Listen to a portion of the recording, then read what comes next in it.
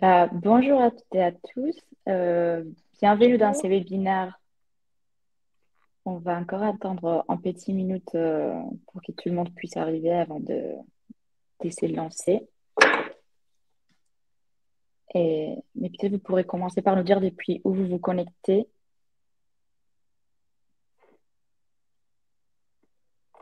Moi, je suis à Madrid-Laure. Je ne sais pas si tu es toujours à Paris, toi? Oui, oui, oui. Je suis à Lyon, Annecy, Ah, Paris. Annecy. Je viens d'Annecy, c'est pour ça, ça me touche. Lyon encore. Il y a Lille. Ok, c'est cool. Il y a un peu... Nantes. Il y a des gens de partout. Tour Eiffel. Ah, depuis la Tour Eiffel. Original. Bon, bah, je pense que c'est Depuis bon, on les peut Belges. commencer.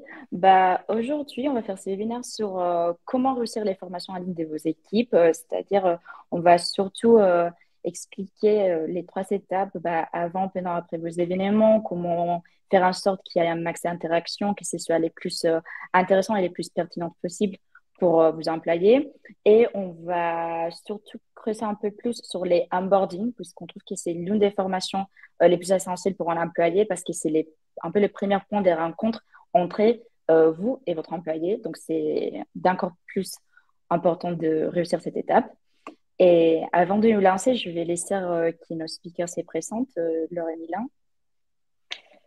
Bonjour, merci beaucoup pour l'invitation. Du coup, moi je suis Laure et je suis en charge de l'expérience collaborateur chez Lifetime. Bonjour à toutes et à tous. Donc moi c'est Mian Louf, donc je suis Account Manager Lead Business Partner chez WooClap. Beaucoup d'anglicismes, mais qui veulent dire quoi? Tout simplement, j'accompagne les entreprises, notamment les départements RH et les organismes de formation, en particulier les responsables de formation, dans leur prise en main de WooClap. Donc il y a un outil d'interaction et que je vous propose justement d'utiliser tout de suite. Je suis accompagné, j'en profite pour le dire, par Charlotte qui est dans le chat et c'est elle qui gère ce qui s'affiche sur votre écran. Et justement, je vous invite à prendre votre smartphone et à scanner le QR code qui s'affiche sur l'écran principal, ou bien, pour ceux qui veulent utiliser leur PC, tout simplement, à utiliser le lien qui s'affiche à l'écran et que Charlotte, donc qui s'appelle Équipe ou Clapin dans le chat, mais elle a un prénom évidemment derrière tout ça, elle a mis le lien directement aussi dans le chat. Donc je vous laisse vous connecter.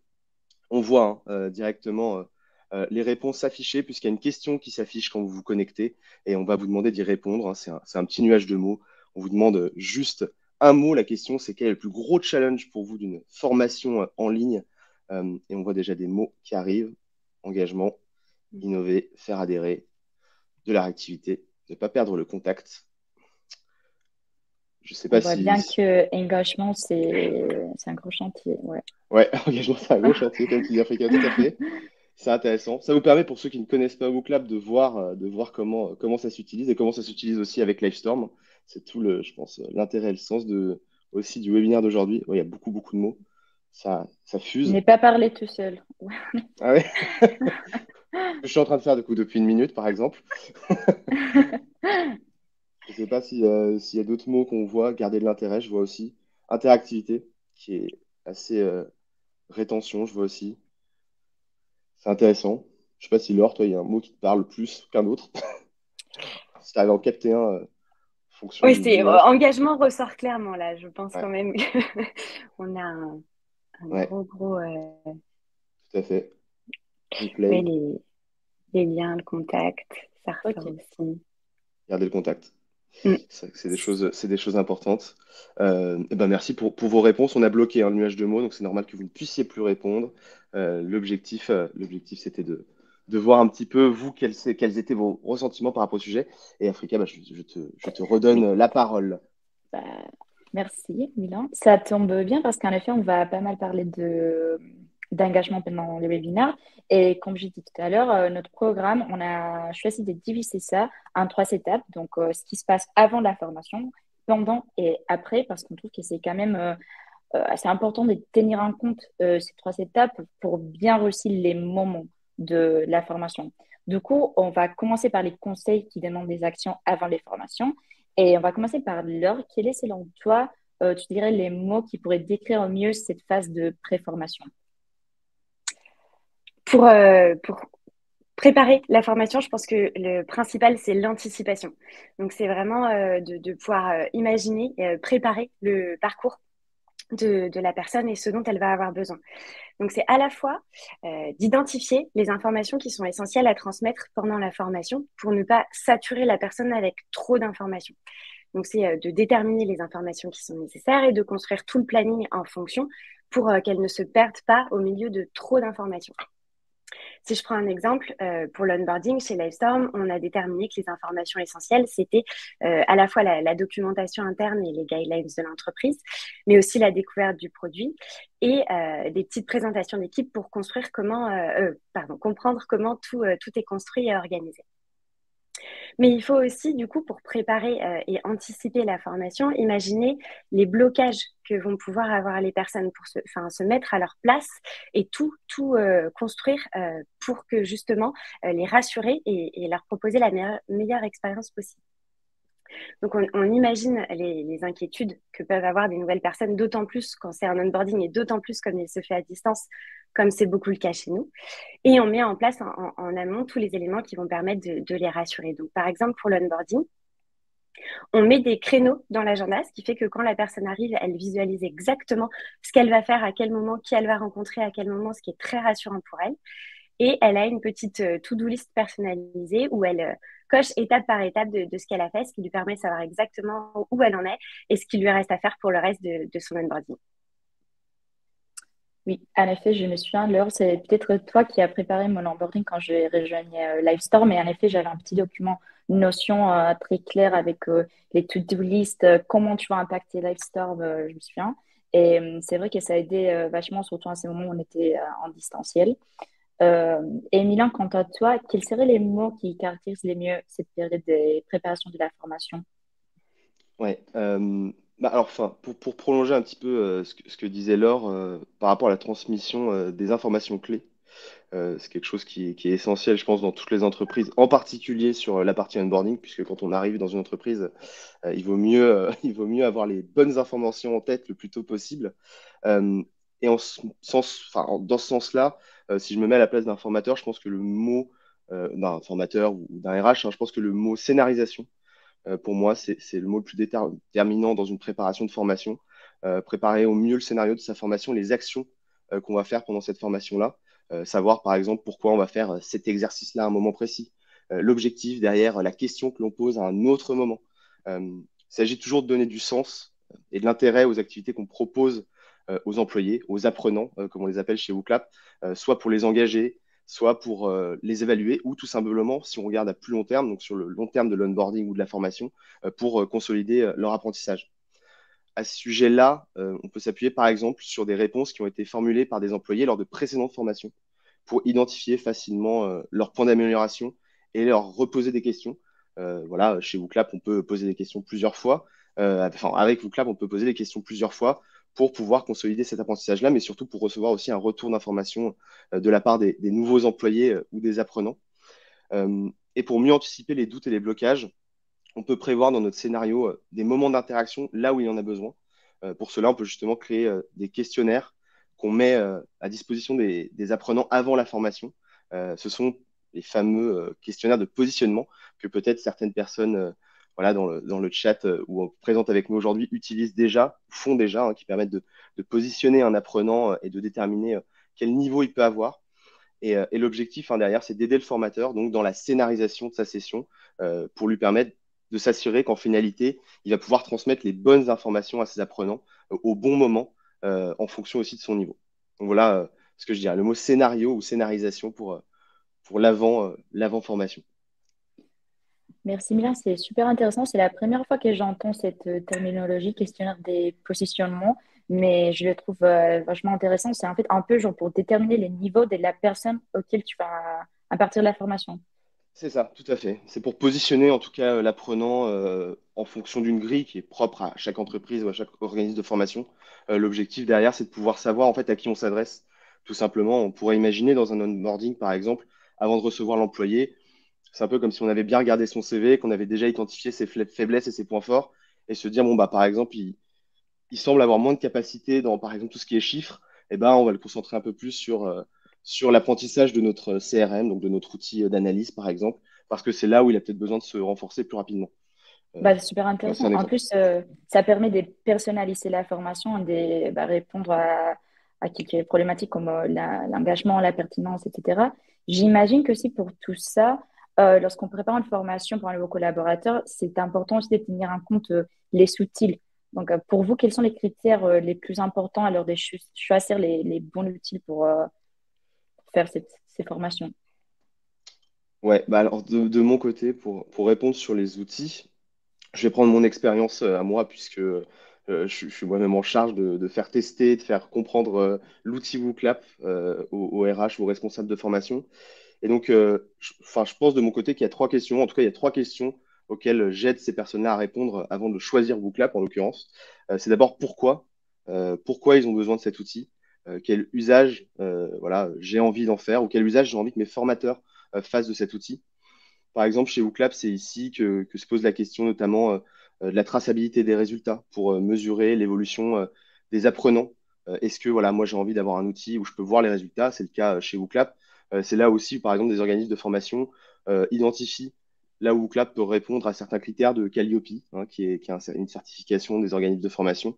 Donc pourquoi j'ai besoin de cet outil? C'est la première question. La deuxième, ce serait le quoi, hein, c'est-à-dire de quel outil j'ai besoin, tout simplement. Et là, je pense qu'il faut vraiment identifier un point super important quand on prend un outil, et je pense que c'est vraiment le cas des gens qui sont dans le chat.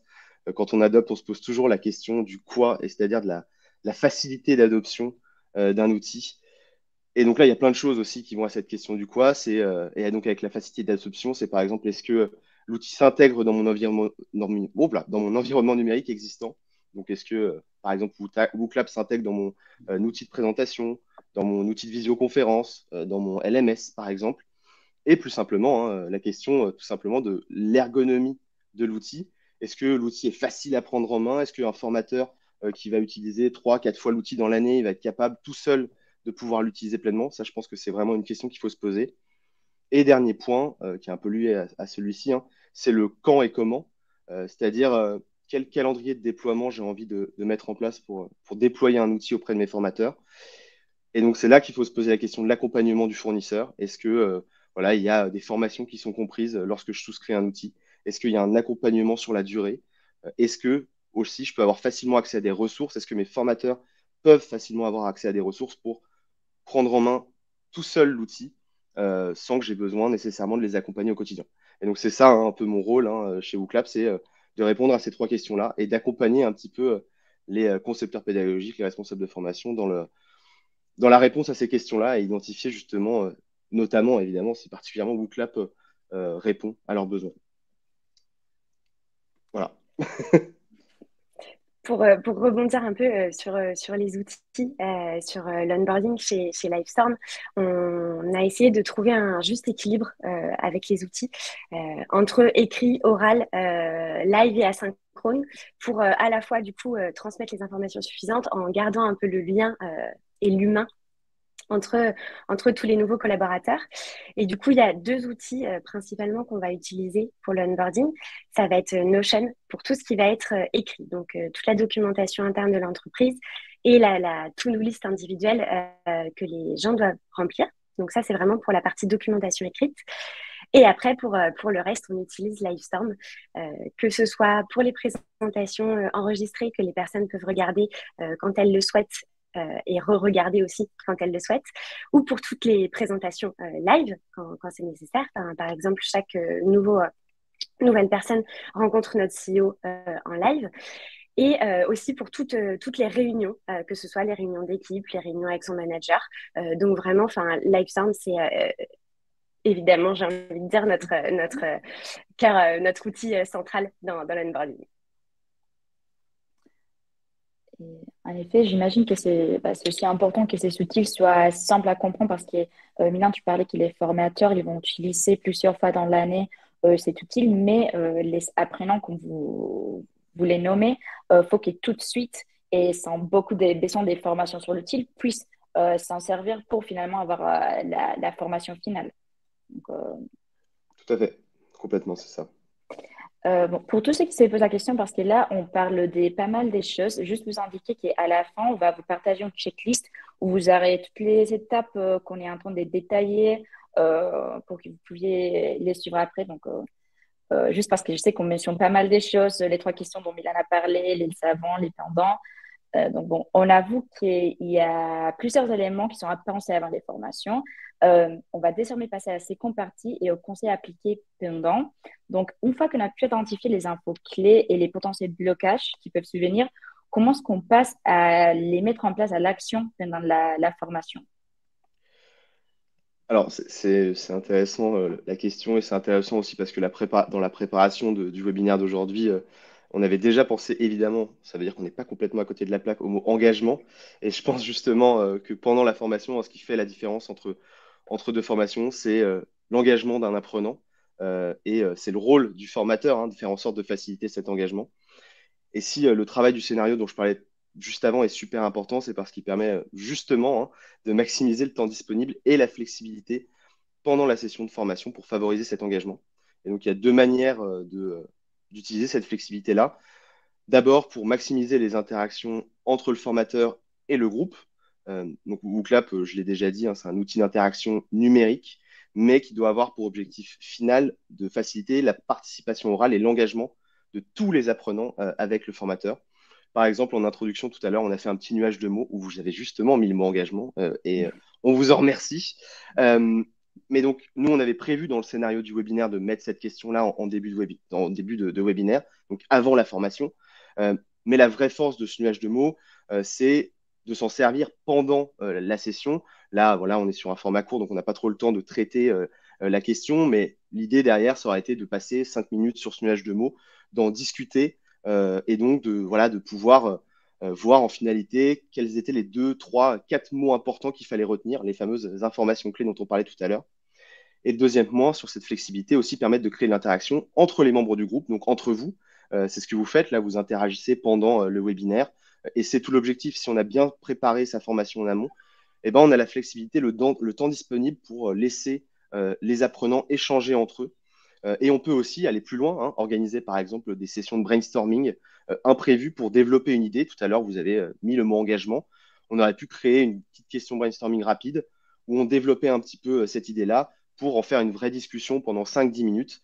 Et c'est aussi ça la force, je pense, d'une formation bien préparée, c'est que pendant la formation derrière, on peut être complètement flexible et encore plus favoriser l'engagement des apprenants.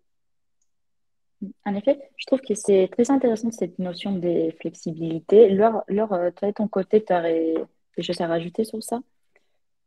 C'est vrai que c'est super important et c'est toujours un peu cette question d'équilibre pour permettre à chacun et chacune à la fois d'avoir les informations nécessaires et de pouvoir aller à son rythme malgré tout. Mais en étant sûr qu'à la fin de la formation, tout le monde a le même niveau d'information, repart avec le même niveau d'information et pour l'onboarding, repart avec les bases solides pour construire sa collaboration future avec l'entreprise. Si je reprends un peu les exemples de ce qu'on fait chez Livestorm, on a du coup des petites présentations enregistrées à regarder. On a des meetings avec différents interlocuteurs pour être sûr de pouvoir avoir ces informations. Mais voilà, tout n'est pas forcément en live, donc ça nous permet d'avoir la flexibilité de regarder ces vidéos quand on le souhaite. On a aussi une personne qui nous accompagne, qui a un buddy, qui est là pour répondre aux questions, du coup en live ou non. Et on a des canaux identifiés sur lesquels les personnes peuvent aller poser leurs questions. Mais c'est vrai que du coup, il y a aussi vraiment cette question d'engagement, de lien entre les gens et de s'assurer que quand l'onboarding se fait à distance notamment, les gens ne sont pas seuls dans leur coin, mais qu'il y a vraiment un peu cette cohésion et ce lien humain. Donc, on essaye aussi de mettre des événements live, que ce soit des petites sessions de questions-réponses live ou la première semaine, on fait un petit meeting avec toutes les nouvelles personnes qui nous ont rejoints et toutes les personnes de l'entreprise qui le souhaitent pour découvrir qui elles sont, ce qu'elles aiment, ce qu'elles ont fait avant. Et la prochaine étape qu'on souhaite mettre en place dans l'onboarding, c'est de mettre des petits quiz interactifs pour justement engager encore plus les gens et à la fois s'assurer que ils repartent bien avec les informations nécessaires à la fin de cette période d'onboarding. En Super. utilisant Donc, Clap, du coup. Je place ma petite touche. parfait. Donc, on retient qu'il y a un processus clair et défini, mais qui doit quand même rester flexible et mettre en place de l'interaction, des moments d'échange, autant formels comme informels.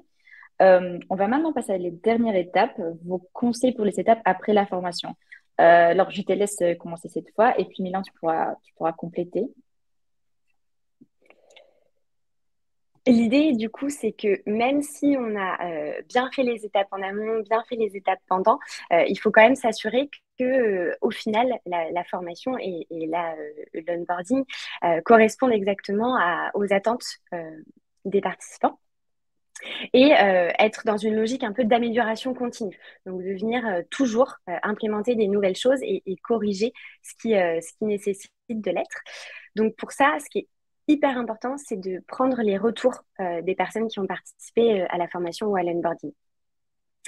Chez Livestorm, à la fin de la période d'onboarding qui dure à peu près 1 mois, on rencontre individuellement chaque personne pendant une demi-heure pour avoir tous les retours qu'elle peut nous faire sur tous les sujets confondus.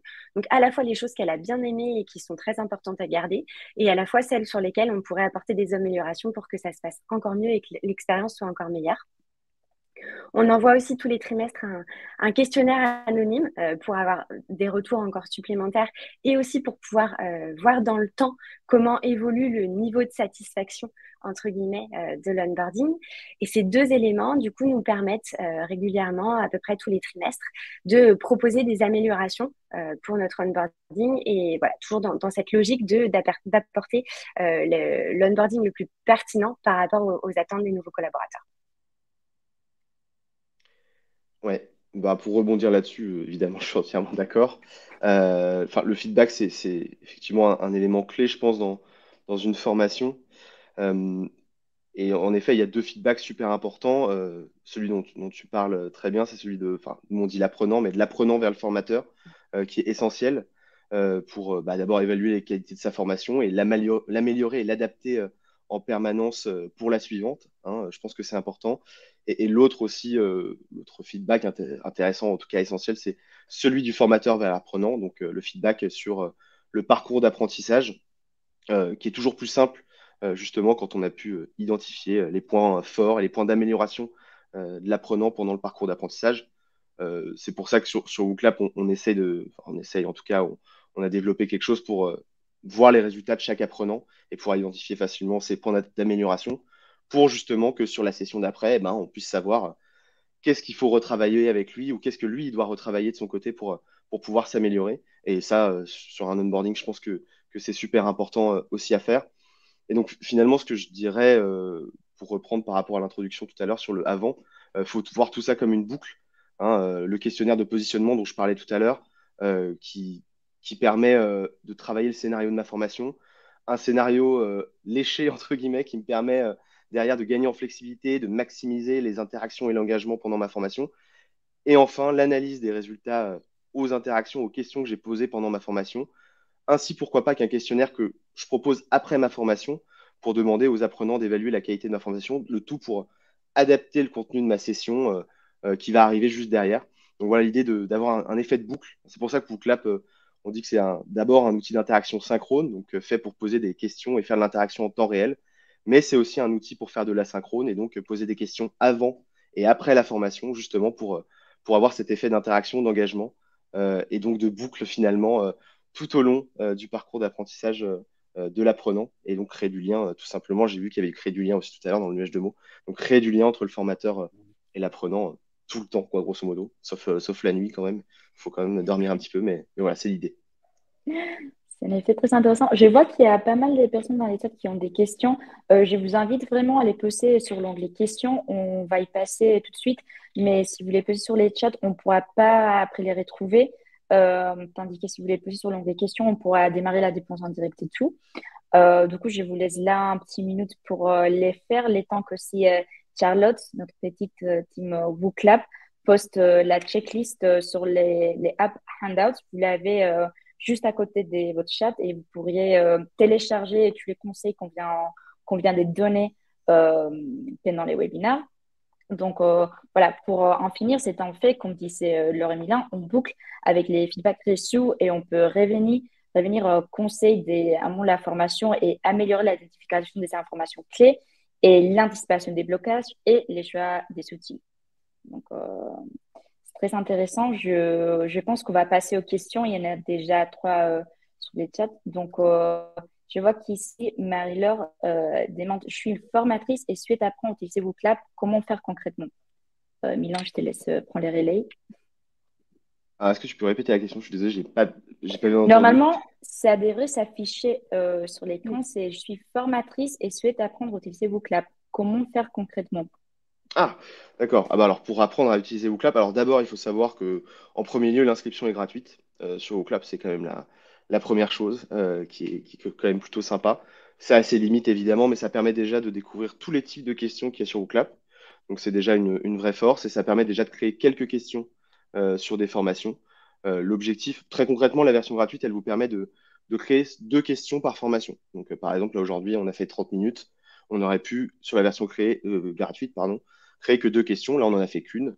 Donc, on était bon. Il n'y a pas de limite de participants. Donc, c'est déjà sa force, pardon. Et très concrètement et très honnêtement, moi, je conseille toujours d'aller sur la version gratuite parce que 2 questions, c'est déjà bien pour démarrer, pour se lancer. Et ensuite, si vous voulez alors tester en accès illimité, bien sûr que c'est possible. Il suffit de prendre contact avec moi. Mon contact s'affiche à l'écran. Et à ce moment-là, on peut vous ouvrir des accès pendant quelques semaines pour que vous puissiez tester en illimité aussi, c'est possible à faire, et ça je le conseille vraiment vivement, en fonction de votre calendrier de formation ou d'animation de réunion, hein, parce que ça peut servir à ça aussi, hein, donc de votre calendrier à vous, pour que vous puissiez en fait faire un crash test en temps réel, entre guillemets, ou en tout cas vous lancer vraiment dans le bain. Donc voilà, inscription gratuite sur wooclap.com et ensuite prendre contact avec moi si c'est pour de l'illimité. Voilà, je vois que il y a quand même pas mal de questions par rapport au club. Donc, Milan, je te laisse parcourir un peu. Ouais, je regarde ça. Euh, je pense qu'on est presque au limite des temps, donc on répondra à une ou deux questions de plus et après, on va finir. Yes. Alors, je vais répondre globalement juste sur les LMS parce que c'est des questions qui sont venues régulièrement. Donc, oui, WooClap s'intègre dans les LMS. LMS, c'est Learning Management System pour ceux qui ne savaient pas. Ça s'intègre dedans. Est-ce que ça permet très concrètement, rapidement? En fait, ça fait le lien avec votre LMS. Donc, c'est-à-dire que les formateurs peuvent créer du contenu WooClap depuis votre LMS. Donc, ce qui leur permet de rester dans leur écosystème. C'est ce que je disais tout à l'heure dans le cours en facilité d'adoption. Donc, rester dans l'environnement du formateur. Et même chose pour les apprenants. Ils passent par le LMS pour pouvoir répondre aux questions.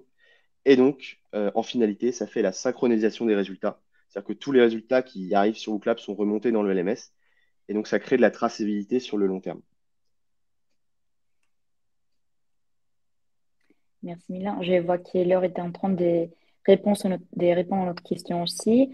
Euh, donc, euh, Donc voilà, merci à toutes et à tous d'être venus à cet événement. N'hésitez surtout pas à télécharger la checklist. Vous aurez aussi disponible l'événement en replay et peut-être qu'on enverra parmi la présentation, mais bon, ayant la checklist, vous n'en avez pas vraiment besoin. Donc, merci beaucoup à tous. Merci. Merci tout le monde. Bonne journée à tous. Bonne Bonne journée. journée.